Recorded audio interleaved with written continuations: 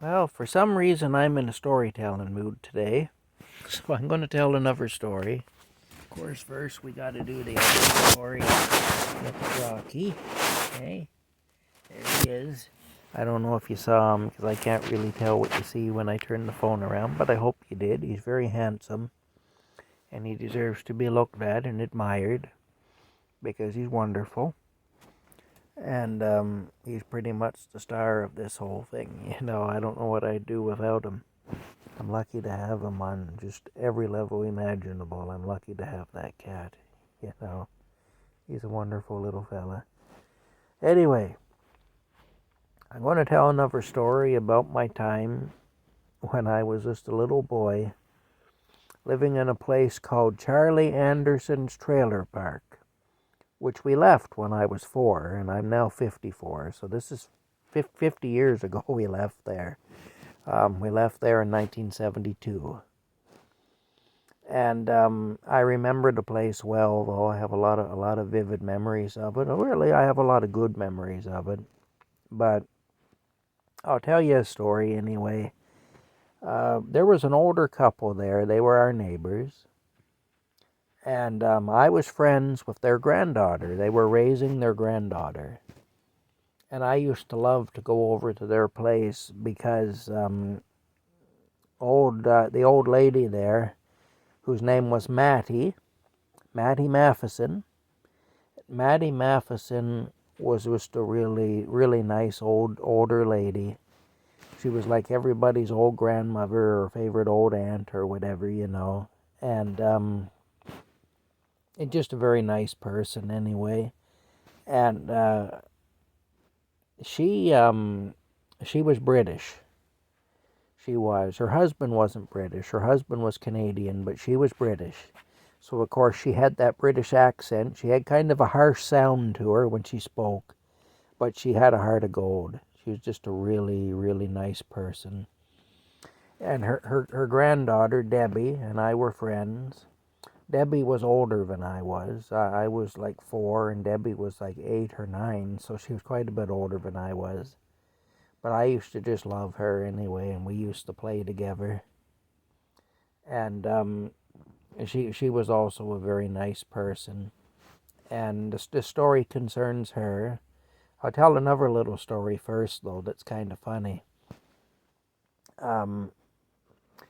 Mattie Matheson loved to watch a show called Coronation Street. And that show is still on. It's a British soap opera. It's set in Manchester, England. Anyway, I suppose to Mattie, Coronation Street was a little bit of home, really. It reminded her probably of the places that she knew when she was a young woman, and a kid and everything, little girl and all that.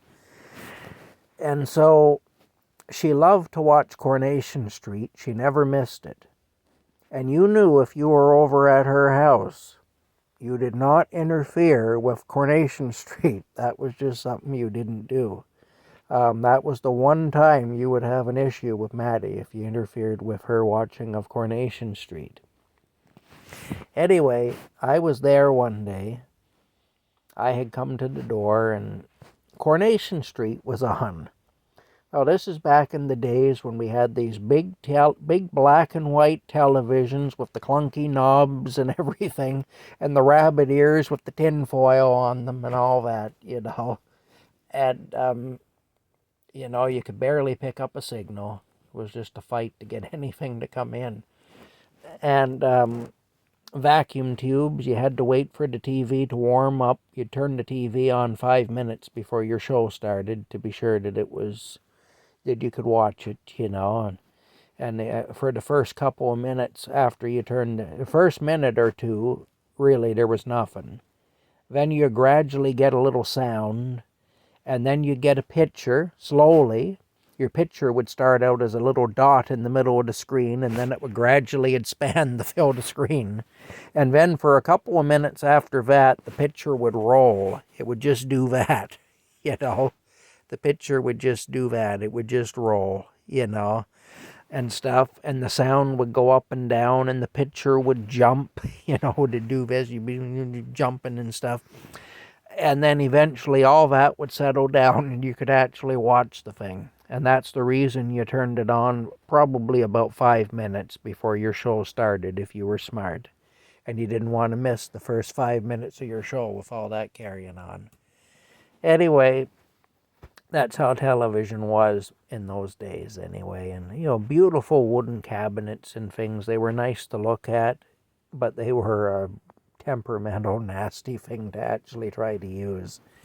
But they had character, and I kind of miss that old technology because it was imperfect, and it reminded us that we weren't there yet, and it humbled us in some ways, I think, The fact that, and it made us more patient. The fact that we didn't get instant gratification, and we were very limited as far as what we could do, and what we were able to do with that technology. And I think that was a good thing in some ways. I think it kept us more human, really, but that's another story. Anyway, I was over there one day, and Maddie had Coronation Street on, and I was standing there very quiet because I knew you be respectful when Coronation Street is on. You don't make noise and make it so that Maddie can't see her show. You don't do that. Coronation Street was an experience for her, and you didn't mess with it. But I was sitting there anyway, or standing there watching with her, the old black and white picture, and everything. And there was this one scene, and I think the lady in this scene was kind of a villainess. She was a person on the show who wasn't very well liked. She was kind of a bad person. And it was a scene where she got killed. And what had happened was, she went to plug a radio or something into the wall, and something shorted out, and it electrocuted her. So, of course, she hit the floor dead. And I had only just recently learned about death.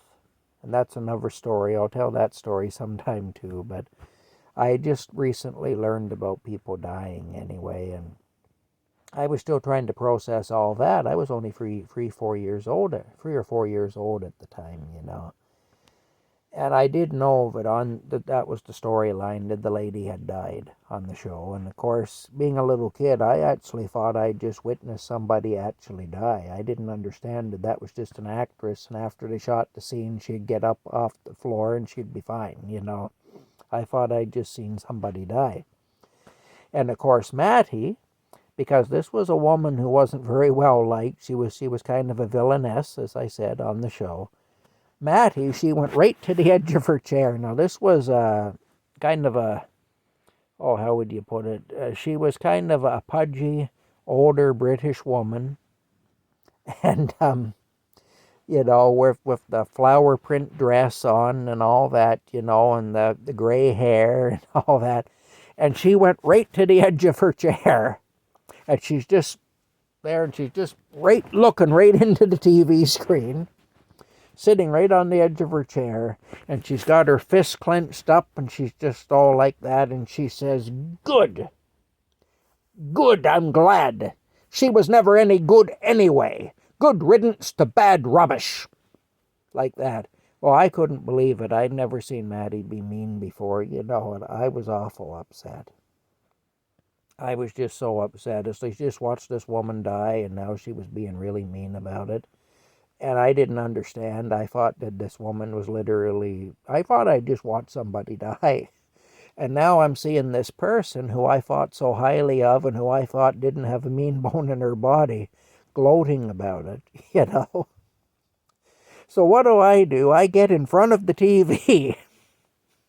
I go over and I stand between Mattie and the TV. Stupid thing to do, I know, but that's what I did. And I start wagging my finger at her. And I say, "Now, Mattie, that's not very nice. That lady just died. How can you be happy about that?" And in the meantime, she's sitting there and she's going like this with her hand, going, "Go, get out of there. You're blocking my TV. I can't see the telly. You're blocking the telly." Get out of the way. I can't see. Get out of the way. You're blocking the telly. It's Coronation Street. I'm trying to see Coronation Street. Get out from in front of the telly. Come on, leave. Go out from in front of the telly, please. And of course, I'm there. I'm wagging my... I said, now, Matty, that's not very nice. How can you be so mean? I can't believe you're so mean. I never thought I would ever see you be so mean. Like, I just can't believe it. And she's there. Go out of the... You're in the way. I cannot see the telly. Get out from in front of the telly. So finally she said, okay, you leave. You leave my house. I cannot see the telly. You leave my house now. You can't stand there. You cannot stand there. And you know... So I left anyway, and I remember I was awful upset. I went home and I just went into my room and I cried. I was so upset, And I remember I didn't really want to go back there then, but I didn't go back for a few days because I was a little bit afraid to go back because I knew I had I'd made Matty mad. And I had done the one thing that you never did, which was to interfere with Coronation Street. And I was also really disillusioned with Matty, And Matty actually came over to see us. She came over to our place, and she knocked on the door, and she asked for me. My mom came and got me. I don't know, I was doing something in my room, I guess, playing with some trucks or something. I don't really know, but... Anyway, she came and got me. And Matty, she told me, she said that she really missed me coming over to visit her, and she wanted me to come again, and she was sorry that I was so upset about the lady dying and all that, and she explained to me that it was just a pretend thing. The lady didn't really die. She's still alive. And on TV, on television, they do that, and when you see something on television, it doesn't mean that it's really happening. And she said, anyway, and if it had really been happening, even though that lady wasn't very nice, she really wouldn't have been happy about it, But because she knew that lady would be okay, and she's just playing a part on the show, and she didn't really die, that's why she was like that, and she really hoped that I could forgive her for upsetting me like she had with her reaction. Anyway, I told her that I was sorry I had interfered with her TV show, that I knew that I shouldn't have done that, and so we were friends again anyway after that, and so I felt a lot better about it anyway. It was kind of a nice thing. But anyway, the story about Debbie, though, about the granddaughter, Debbie, what had happened was, and what I had always been told, is that Debbie's parents had both been killed in a car accident. And that does happen, and in those days it really wasn't an unusual thing. You did hear of that, I think, more than you do now. And so that's what I was always told anyway, and I never knew any different, and I knew that Matty and Harry were raising Debbie, and that they were her grandparents, and that her mom and dad weren't around. And I was filled in on the rest of the story by my mom. And they didn't tell very many people this story, because in those days this was a shameful thing, But what had happened was, Debbie's mom was Harry and Matty's daughter. And in high school, she had had sex with a boy, and she had gotten pregnant. And that's how Debbie came to be. And it was a big scandal anyway. Matty and Harry agreed to take Debbie on and raise her because, the guy, he did not want anything to do with Debbie's mom. When Debbie's mom got pregnant and it was time to step up and take responsibility, he wanted no part of that. And so he just abandoned her, and he abandoned Debbie. And of course, a woman in those days couldn't make a go of it on her own. The pay for a woman was a lot less. A woman couldn't rent an apartment on her own in those days, or do banking or anything. A woman would need her father or her husband's permission to do anything like that. She'd need a man to sign for her, a responsible man to sign for her to even be able to rent a house or an apartment or anything, or to open a bank account. That's the way it was in those days. And so, anyway, the mother had moved to Southern Ontario, and she had started her life over there. And Debbie was being raised by her grandparents. And we were all told, including Debbie, that her parents had been killed in a car accident. I'm sure she knows different now, but at that time, that's what they were told anyway. That's what we were all told. Well, it turns out my mom knew the rest of the story. My mom was one of the few people that they had confided in about it. And it was years and years later that she filled me in on it anyway, after I was growing up. But what had happened was Debbie's mother had actually come to see her, and Debbie and I were playing outside together at the time. And anyway, Maddie and Harry agreed that Debbie's mom could see her, but she wasn't to actually speak to her or anything. She could just watch her. So Debbie and I were playing, and apparently Debbie's mother was watching us play. But of course, Debbie had no idea. And of course, I had no idea either. We both thought that Debbie's mom was gone, that she had been killed in a car accident. But there she was. But apparently, there she was watching us. She watched the two of us playing together. So she was watching her daughter, and I'm sure her heart was breaking. But that was what she had to do. She watched her daughter for a little while playing with me, and then she left. They never spoke to her or anything, wasn't allowed to. And that's, you got to understand, it was a different world in those days. And that's just how it was. But anyway,